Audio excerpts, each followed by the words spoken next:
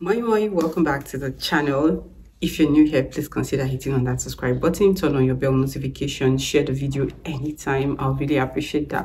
So we're going to be reacting on Visit Finland student housing, more like Finland student housing. I've reacted to something similar to this, but I feel like this is going to be a walkthrough, or this person is going to take us through the whole process, like showing us houses and all that. I don't know, so help me God.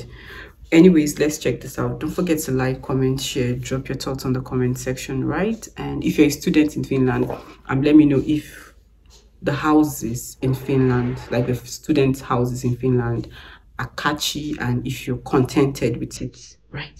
Let's check this out. Hello বন্ধুরা, আমি ফিনল্যান্ডে masters degree পড়াশোনা করতে আসছি।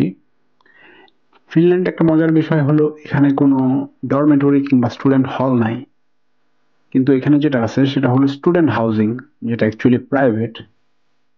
তো এখানে যেই শহরগুলোতে engineering university, medical college অথবা পাবলিক বিশ্ববিদ্যালয়, প্রাইভেট বিশ্ববিদ্যালয় আছে, ওই সিটিগুলোতে মূলত এরকম স্টুডেন্ট হাউজিংগুলো আছে।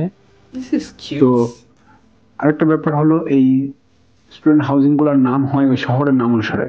যেমন আমি আছি কিউপিও সিটিতে, এখানে স্টুডেন্ট হাউজিং এর নাম কিউপাস। আবার হেলসিঙ্কিতে যে স্টুডেন্ট হাউজিং সেটার নাম হলো হোয়েস।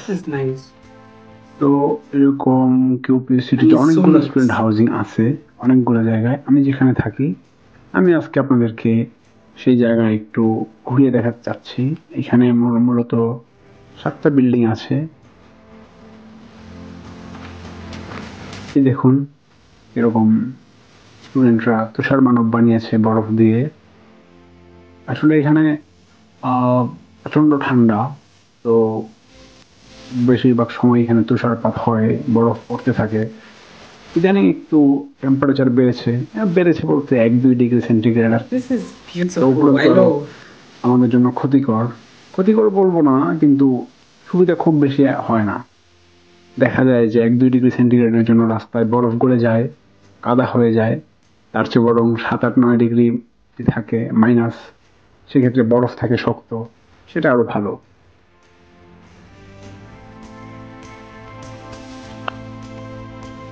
এখানে আসলে প্রত্যেকটা অ্যাপার্টমেন্টেই কিচেনের ব্যবস্থা আছে, নিচে আন্ডারগ্রাউন্ডে লন্ড্রির ব্যবস্থা আছে। সুতরাং এখানে সম্মিলিত কোনো ক্যান্টিন বা ওরকম কোনো ব্যবস্থা বাংলাদেশের হোস্টেলগুলোর মতো নেই।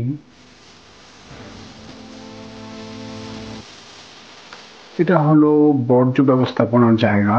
এখানে আপনি আপনার দৈনন্দিন যে ওয়েস্ট প্রোডাক্ট সেগুলো রাখতে পারবেন। এবং আরেকটা ব্যাপার হলো এখানে সবগুলা আপনার যেগুলা পচনশীল সেগুলো এক জায়গায় রাখবেন, যেগুলা প্লাস্টিক জাতীয় সেগুলো এক জায়গায় রাখবেন। এটা হলো আমার অ্যাপার্টমেন্ট, এই বিল্ডিংয়ে 46 নাম্বার অ্যাপার্টমেন্ট। চলুন আপনাদেরকে একটু ভিতরটা দেখিয়ে নিয়ে আসি। খুবই ওয়েল ফার্নিশড অ্যাপার্টমেন্ট, যদিও খুবই কস্টলি, কিন্তু থাকার সুবিধাও ভালো। And they literally have everything স্বীকার করি। in place. এই যে আমার রুম, 514 নাম্বার রুম। সুন্দর তাই না? আমার কাছে তো তাই মনে হয়। এই হলো আমার apartment, kitchen and everything. Okay. This is beautiful. I love the fact that everything is being put in place for them.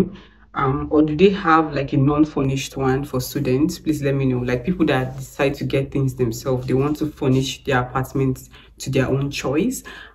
Is there a room for you to get furniture yourself? Let me know in the comment section. But this is beautiful. I love the structure of the building. I love how neat the environment is, and so I'm so glad I checked this out. Let me know your thoughts, guys, in the comment section, and yeah, I'll see you guys in my next. Don't forget to like, comment, and share the video.